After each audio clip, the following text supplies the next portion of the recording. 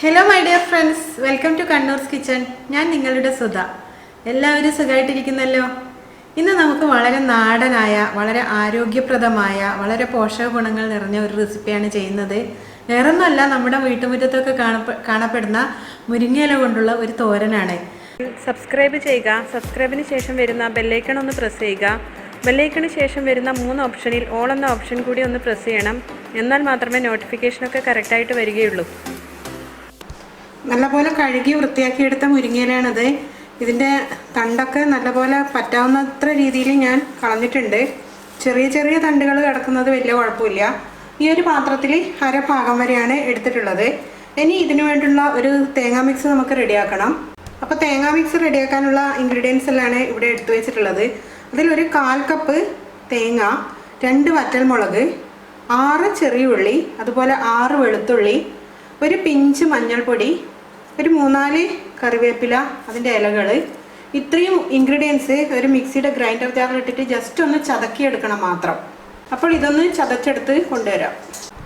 അപ്പോൾ നമ്മുടെ ചതച്ചെടുത്ത തേങ്ങ റെഡിയായി കഴിഞ്ഞു. ഇനി നമുക്കിത് വറുക്കാൻ വേണ്ടിയിട്ട് ഒരു പാൻ അടുപ്പിലോട്ടേക്ക് വെക്കാം.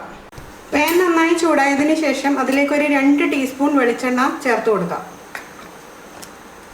എണ്ണ നന്നായി ചൂടായതിന് ശേഷം ഒരു 1/4 ടീസ്പൂൺ കടുക് ചേർക്കുവാണ്.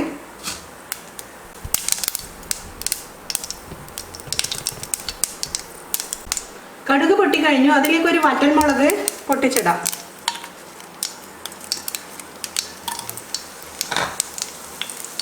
പിന്നീട് ഞാൻ ചേർക്കുന്നത് 2 ടീസ്പൂൺ അരിയാണ്. നമ്മൾ ചോറൊക്കെ വെക്കുന്ന പുഴുങ്ങലരി, അത് ചേർത്ത് കൊടുക്കാം.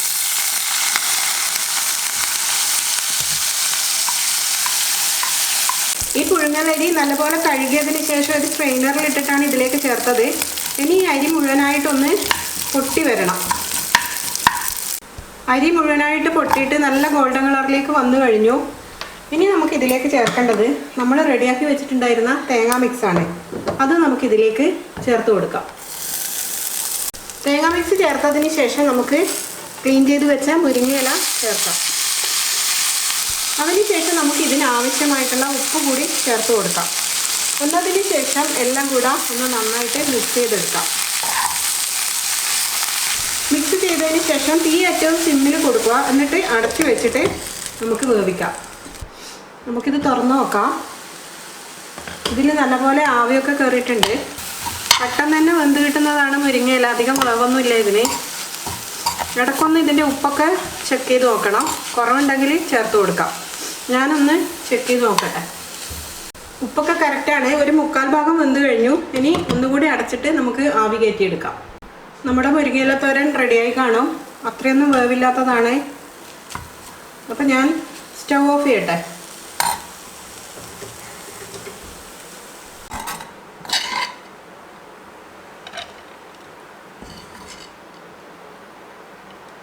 അപ്പം നമ്മുടെ സ്വാദിഷ്ടമായ വളരെ പോഷക ഗുണങ്ങൾ നിറഞ്ഞ മുരിങ്ങയില തോരൻ റെഡിയായി കഴിഞ്ഞു. ഇത് ആഴ്ചയിൽ ഒരു പ്രാവശ്യമെങ്കിലും ഉണ്ടാക്കി കഴിക്കണം.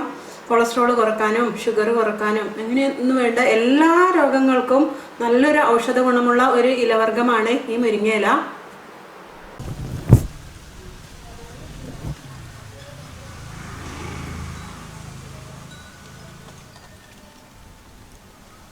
അപ്പോൾ മുരിങ്ങയില കൊണ്ടുള്ള ഈ തോരൻ റെസിപ്പി ഇഷ്ടപ്പെട്ടോ? നമ്മുടെ വീട്ടുമുറ്റത്തൊക്കെ ഇഷ്ടംപോലെ അവൈലബിൾ ആയതുകൊണ്ടാണ് നമുക്കതിന് തീരെ വിലയില്ലാത്തത്. അപ്പോൾ എല്ലാവരും ആഴ്ചയിൽ ഒരു പ്രാവശ്യമെങ്കിലും മുരിങ്ങയില തോരനൊക്കെ ഉണ്ടാക്കി കഴിച്ച് നമ്മുടെ മക്കളുടെയും നമ്മളുടെയൊക്കെ ആരോഗ്യം വർദ്ധിപ്പിക്കുക. ഇഷ്ടപ്പെട്ടിട്ടുണ്ടെങ്കിൽ ഒന്ന് ലൈക്കും ഷെയറും ചെയ്യുക. അതുപോലെ സബ്സ്ക്രൈബ് ചെയ്യുക. വീണ്ടും മറ്റൊരു നല്ല റെസിപ്പിയായി കാണുന്നത് വരെ it's me Sudha signing off. Thank you for watching my video.